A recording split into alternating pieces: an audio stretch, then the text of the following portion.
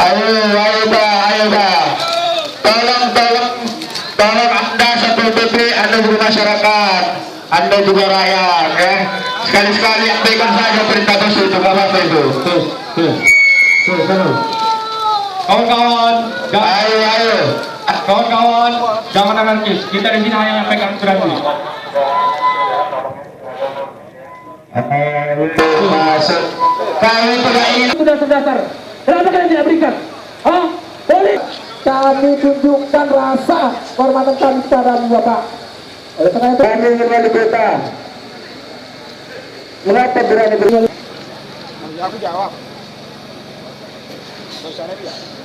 Kami ingin kawan-kawan kita berpindah ke kantor DPR karena mereka juga punya kebijakan atas ini.